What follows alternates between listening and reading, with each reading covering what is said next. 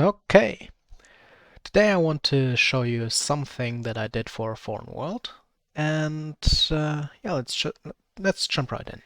So basically, because of the nature of my game, people are generally too bored when I go into any detail in the lore of a game, something along those lines. Or if I write something more complex, like a situation where 9 people have to say yes or no to something and somebody speculating, then I'm trying to visualize that.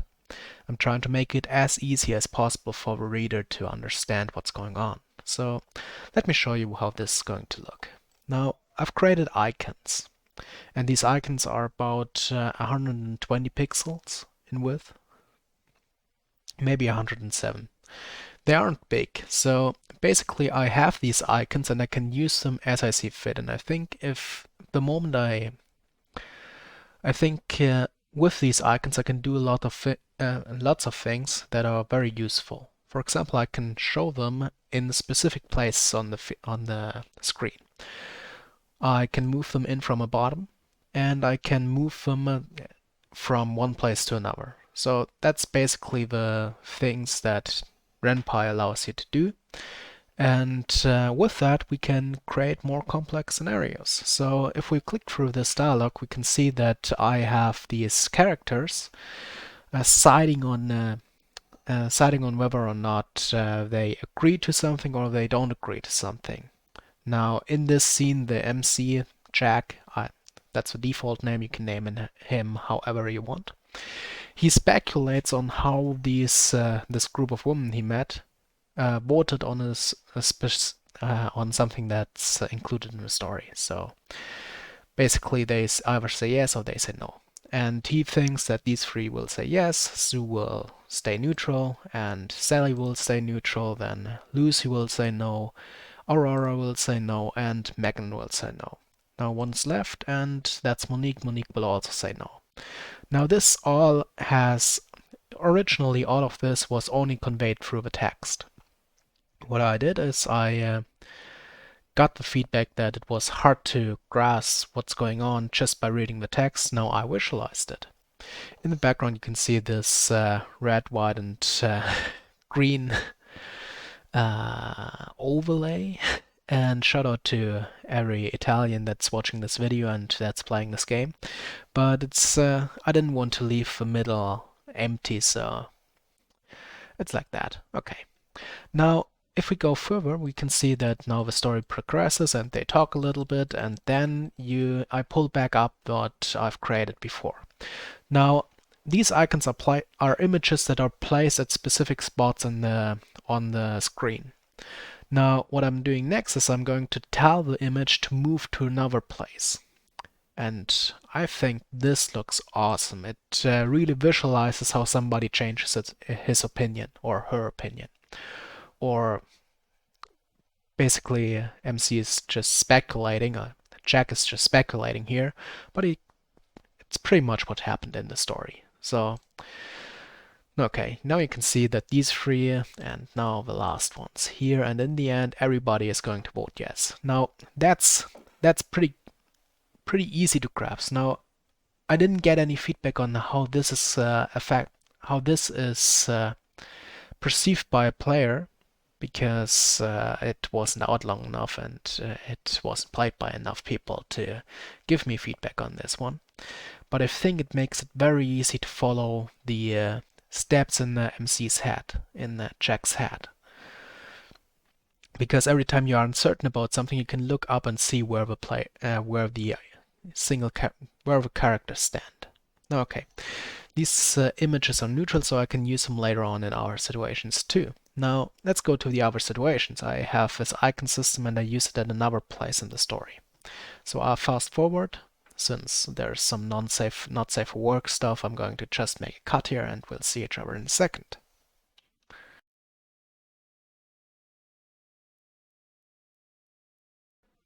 Okay, here we go. Here's the next scene. Now, one thing that I generally do is, because people are really fast to complain if I confront them with too much text, I give them the option to skip most of the lore or to simplify some conversations. Now, right here, they are going to have a strategy meeting about how to progress and how things work. And now the player can say they either want to discuss things in detail, or they want to tell Tracy and Amber in this case to keep their answers short. Now, if they keep their answers short, now the text is stripped to the bare minimum. So it reads somewhat strange. We can just click on it for a second. How do I beat Nathaniel? You copy all our abilities and hope for the best. And now let's see the comparison by discussing things in detail. You start off by something more. Yeah, okay. You still start off straight away. How do I beat Nathaniel? Then Tracy is. You have some character in the way people phrase it. So it's not just pure information. It's pure information that you need to hear. It's also somewhat considering the character of each character. Now Tracy is the naysayer here, and he says you don't. That's not helpful. So that's kind of funny, this exchange. You should read it yourself. It's pretty good. At least I think it's my better work. Okay. Now this is what I wanted to show you. I wanted to show you when I'm starting to visualize things. Here, right here. Okay. Now here it becomes complicated because now we are talking about superpowers and how they work and the laws behind it. And I had the idea when watching anime, of course. And sometimes in anime you jump into a different perspective, into a different art style, and then something more complex is explained in a simpler way. Now here we jump into a background, and now you should know that it's not the conversation, but now we are going to visualize something. The background is, yeah, it's just another image that I used for another game. It's called A Familiar World, and this is the castle that Tracy and Amber grew up in, or moved at some point. You should read the story, it's a pretty good story. Okay, now here we have Nathaniel. At this point, maybe I should emphasize these icons a bit more by laying a black background in the back, but that's something I just thought of, and it's not implemented yet. Maybe it comes eventually. Okay, now now I have all kinds of icons. I've created a gun, I've created a sword. Now I'm telling a story with these icons, and I'm trying to make the text seem less boring. Like here, Aurora, fire. She can create fire. She can create fire not just right next to her, she can also create fire a bit further away. Now in the text, if you read the text along, you should understand that the next step is for Aurora to get close enough to Nathaniel and to maybe create a fire inside of Nathaniel. So if you create a fire inside of someone's body, he's pretty much dead. So if she can create flame further away, why can't she create a flame inside of somebody? And these are the types of things that I'm trying to explain in this text, and the text alone seems very boring, so I try to visualize it in the back. Now this is another thing, another concept that I'm trying to explain. Here's Sally. Sally can touch somebody and can make sure that he's numb in some areas.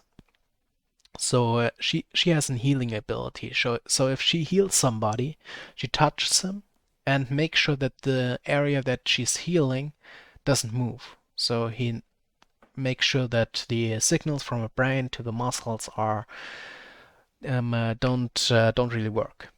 Now the question is, if she can do that, why can't she? Oh, the entire premise is to defeat Nathaniel.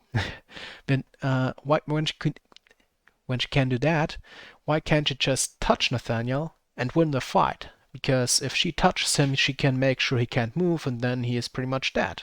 So then there's an energy system or something like that in this scenario. And the explanation for why she can't do that is because Nathaniel's own abilities, his own superpowers, would prevent that from happening.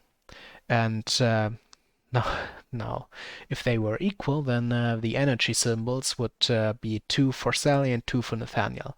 Now what's going to happen next is I hope to convey that if Sally tries to prevent Nathaniel from moving, it takes a lot of energy for her, but for Nathaniel, defending takes less energy. So in the end, she's going to be, yeah, pretty much dead because Nathaniel isn't such a nice guy, and Nathaniel still has a lot of energy.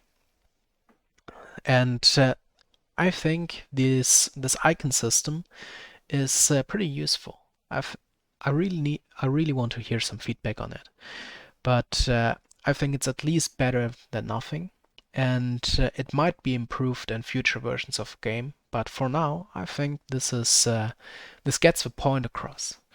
Now, I'm not sure if this is still. No, it's not. Okay. Now we're going to be a bit further, and here's the last icon system. Now, yeah.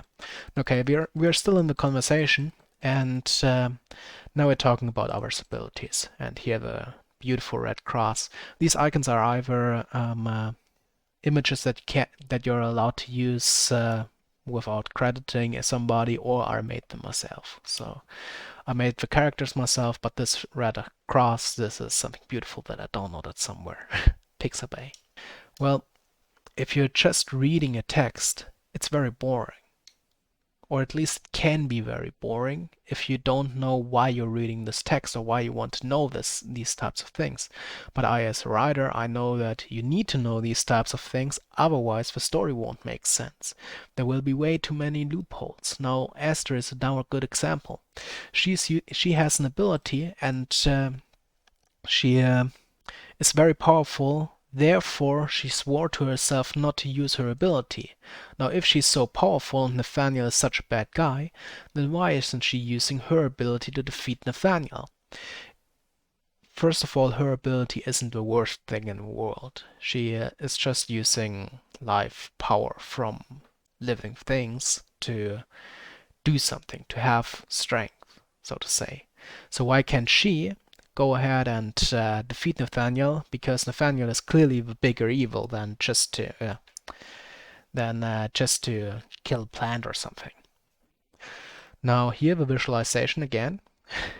This time Nathaniel is in the disadvantage, but it doesn't matter because Nathaniel has so much energy. So that's it.